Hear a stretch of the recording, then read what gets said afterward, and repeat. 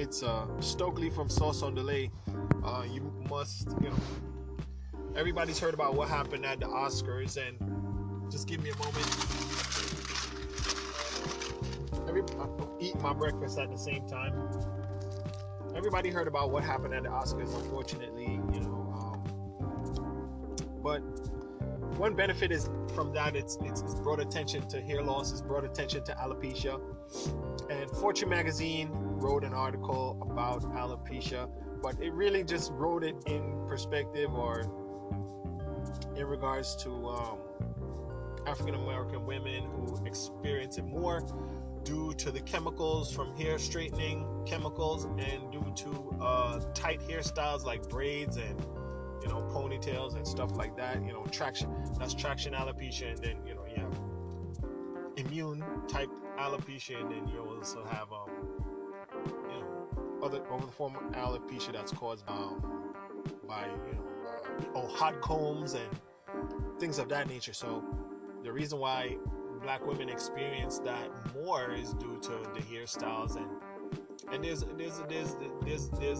according to the Fortune magazine article, it's saying that Black women feel the pressure more to appear a certain way, to straighten and treat their hair in order to seem more feminine, and conform to beauty standards. So that's what ultimately causes Black women to more likely experience hair loss. I mean, you even have women who glue their wigs on, right? So when you glue the wigs on, you have to eventually remove it, and the glue pulls out your hair follicles, so you're encountering traction alopecia there again. So there's so many different hairstyles, hair treatments, hair strategies, or as you would call them, that are not natural, that damage the hair, damage the root of your hair, damage your hair cells. And there's been a wave of more natural hair care and natural hair products and things of that nature, which Sauce on Delay is one of. But it's more geared to someone with a low haircut, or some, or someone who has all their hair removed or has all their hair shaved off. So it's really it's a big issue, because I think the statistic. Let me see. I'm looking at the article right now, and it's saying I think it was something around a third of Black women experience some form of alopecia. Let me see. Alopecia areata and age-related hair thinning are two forms of alopecia that are fairly common and occur equally in all ethnic groups. Dr. Crystal Agu, an associate professor of dermatology. So I was saying, okay, let me skip past that. Hairstyle related or other forms, yada yada. It's 2.7 to 5% women of African descent living with the disease. Okay, the condition that Jada Pinkett has is supposedly called central centrifugal cicatricial alopecia, CCA, or hot comb alopecia. No, that's not the one she has. I'm sorry. I should have took some notes on this, but this is the most concise portion of what it's really, keep it short. This is the most important portion of the article.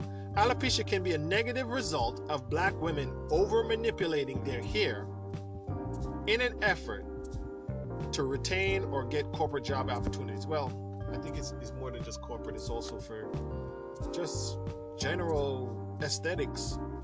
It's not just for jobs, And it goes on to say, hair length and texture are markers of femininity in Western culture, with women with more feminine Eurocentric hairstyles, long straight hair, being deemed more professional and more likely to succeed in corporate America. I don't, you know, recently I think the Crown Act was up for discussion in I don't know, the House of Representatives. So this all ties into the kind of the Crown Act. Let me see here. According to a 2019 study conducted by the Joy Collective, 80% of black women said they believed they had to alter their natural hair to gain acceptance in the office. Me personally, I would say it's not just in the office, it's also in the world.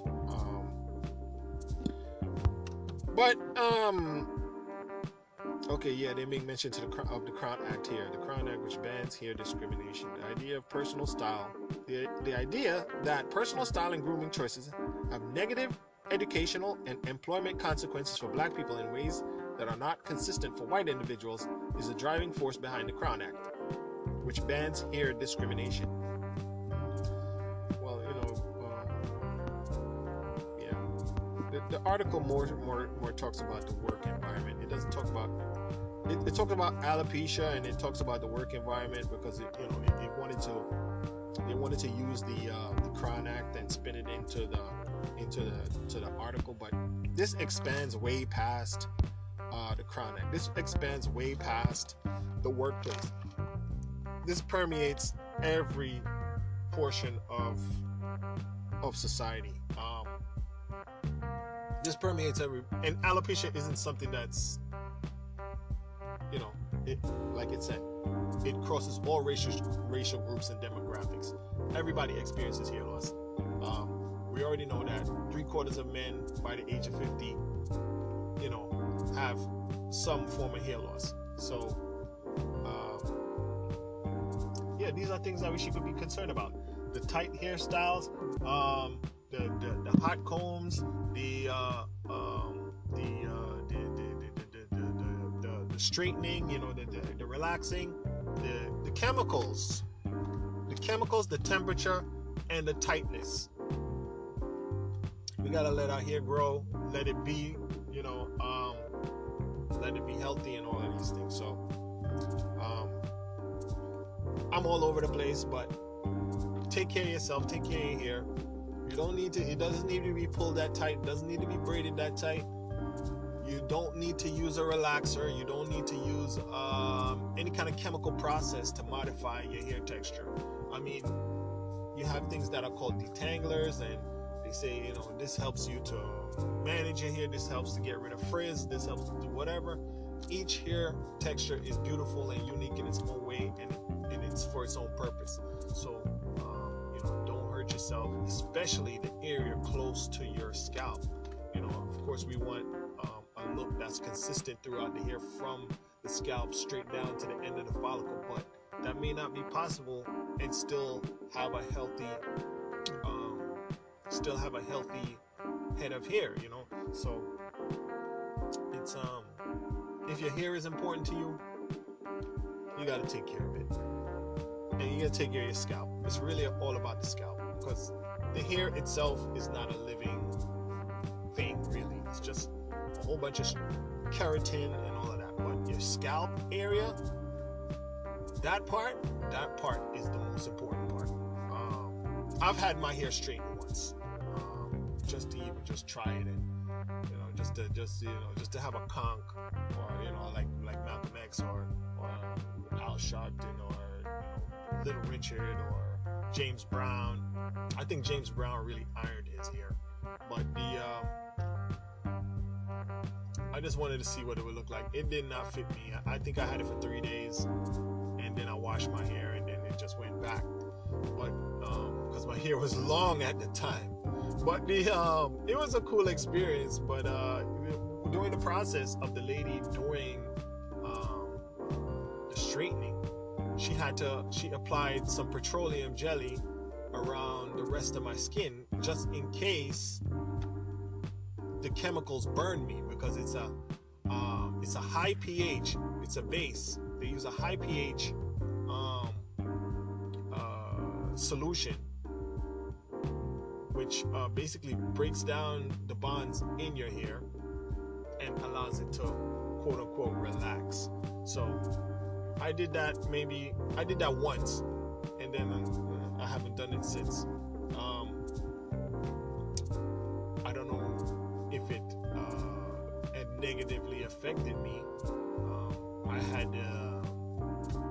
I didn't even know how to take care of it. So within 3 days, I was like, okay, I'm done with this. I'm not going back to it again. But not all of us have that choice. Like I said, like the article says, there's a lot of social and economic pressure felt by women to have their hair a certain way to look professional. So it's not something that I can necessarily. I can somewhat try to intellectualize and empathize with, but I don't know the specific. I'm not going through it, so I would do it a disservice to say that I fully understand. So I just want everybody to just be healthy, and thank you for listening.